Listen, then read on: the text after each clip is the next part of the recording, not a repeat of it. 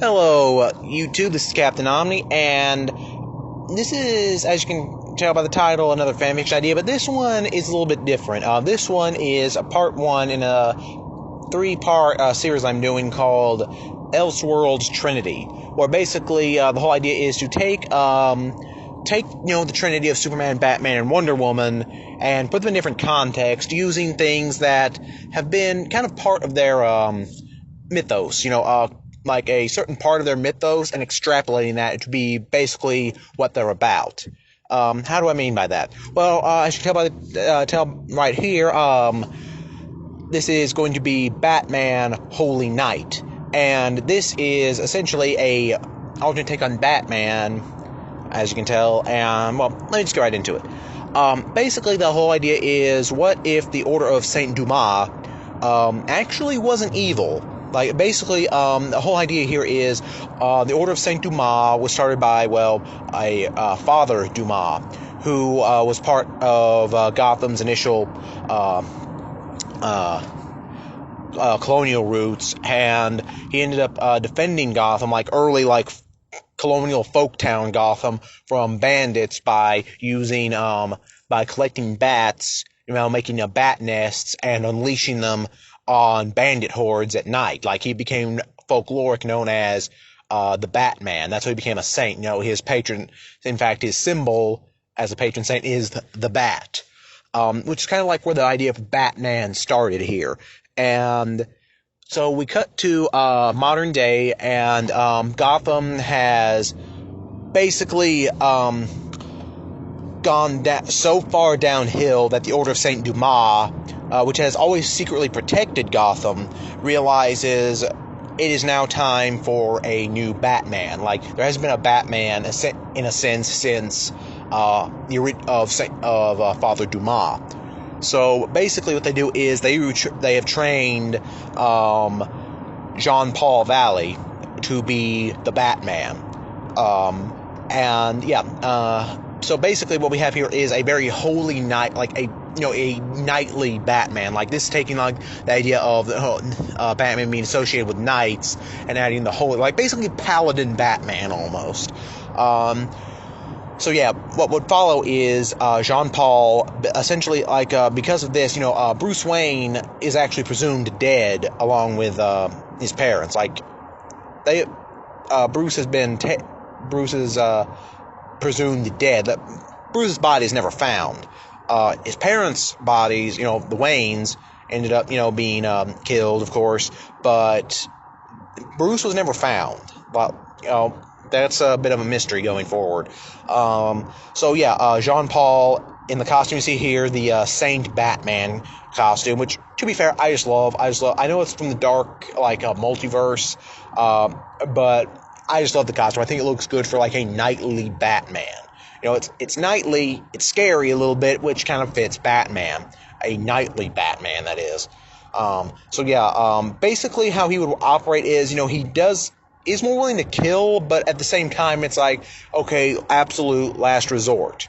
Because he's he functions more like a knight, that punishes evil, that, does this, but he's not but he is also bound by the knightly rules of compassion, of, the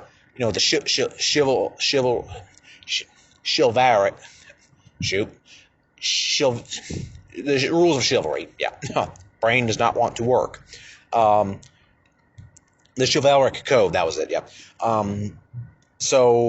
Basically, what would happen too is Dick Grayson would end up, he would not adopt Dick Grayson, but what he would end up doing in this universe is coming across Cassandra Cain, Jean-Paul ends up taking her in and introducing her to Christianity, to Catholicism, and this one would actually be based on an idea that Gail Simone wanted to do with Cassandra Cain, which would be having her discover Christianity, where she becomes known as, takes on a white costume and becomes Angel of the Bat, which is something that would happen here. Cassandra Cain would be Batman's first partner here, Jean-Paul's, and be known as the Angel of the Bat, in the white costume, everything like that. And basically the first major villain he would fight is Deacon Blackfire. So, which, because Deacon Blackfire, he ran a cult, everything. So basically, the whole idea is, yeah, it's basically would be kind of a case of, okay, this is a holy Batman trying to uphold the ideals of God against a fanatical cult. Like, okay, where it's like, Deacon Blackfire is like, I am the spiritual leader these people need. I am the true way to God. You hide behind a mask. You are, you follow this, dark, devilish look. Basically really trying to challenge Jean Paul's faith. And there would be a lot of things here, like most of his, like through his villains would really reflect his various takes on religion, basically. Like with Deacon Blackfire, it would be like the cult aspect, the fanatical aspect of religion. Like, people that take a good idea, a good, wholesome, loving idea, and just go so far with it where they are hurting other people. Because, oh, you don't believe the way I do, I'm going to hurt you for this. So yeah, that's basically what Deacon Blackfire would represent. Moving on from Deacon Blackfire, there would be Bane. Now, Eternal, how do you make Bane, like, religious? Well, here's the thing. Bane would represent the idea of the Ubermensch. The idea that, oh, God is dead. We have buried God. God is no longer needed. God is not to be revered or worshipped. Religion is dead. I am the next step of what humans need. Basically, Bane would kind of be a cult leader, but not to the level of Deacon Blackfire. Deacon Blackfire still believes he's serving God. Bane paints himself as, I am a god. I am the ultimate human. I have trained myself to this level. I have bettered myself to this level. I am what these people need. Now, he's still a criminal, but that is the kind of the mindset he has. Like, he sees himself, he inspires his men to be so fanatically loyal to him because he is the Ubermensch. He is the one who is deciding, these higher laws. And so, which is one reason why he also wants to take on. It's still some of what Bane has in mind, like, oh, he's afraid of bats, so he's going to, beat the Batman. But it's also on another level where he's trying to challenge and break what Batman in this universe represents. Like if Batman is an agent of God, so to speak, then Bane is going to be, I am going to break you, I am going to crush you, and then we'll see how much your God cares for you. That kind of thing. Yeah, and, he basically sees himself as not a god, Bane, but he would see himself as, like, I am the pinnacle of what humans should be and what humans need to be. And I'm the one that should lead. Which eventually, and this would be Nightfall, essentially, for Jean Paul. Because Bane would break in, he would take over, just like he did in Nightfall.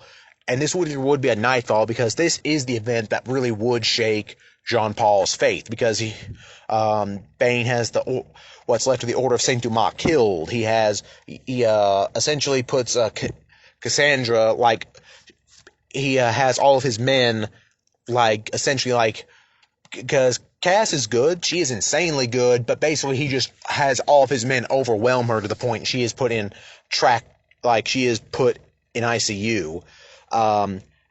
And yeah, so yeah, that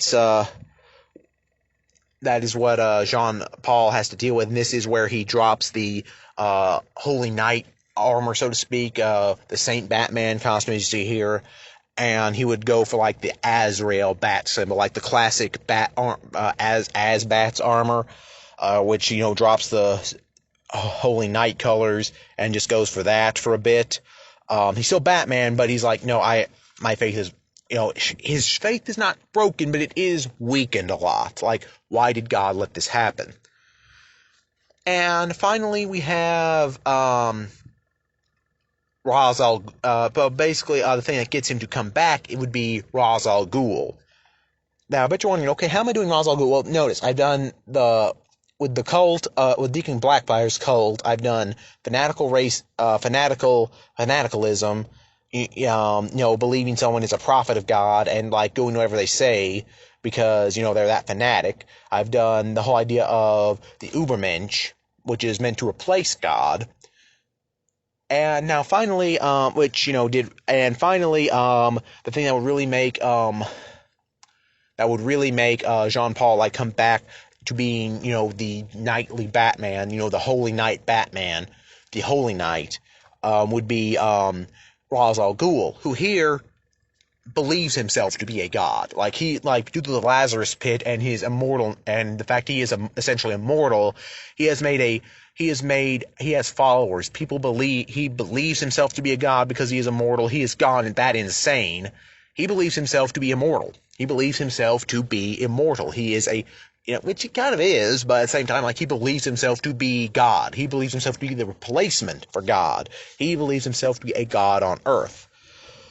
So yeah, and that would be kind of like the final, that's kind of like the final thing there is like, okay, this is what, Cass is as Angel, the Angel of the Bat, ends up basically becoming, stepping in and reminding, Jean Paul that, he's not alone in this fight. It would also be where I would bring in Jason Todd, who, like in the Flashpoint universe, has become a priest at this point. No, he is a priest. Who is secretly the Red Hood, who takes up more of a Holy Crusader kind of look. But anyway, guys, this is just Batman Holy Knight. So anyway, this is Batman Holy Knight. Comment below, let me know what you think. And keep an eye out for the next installment, where I'll be doing Wonder Woman. Anyway, this has been Captain Omni, signing off.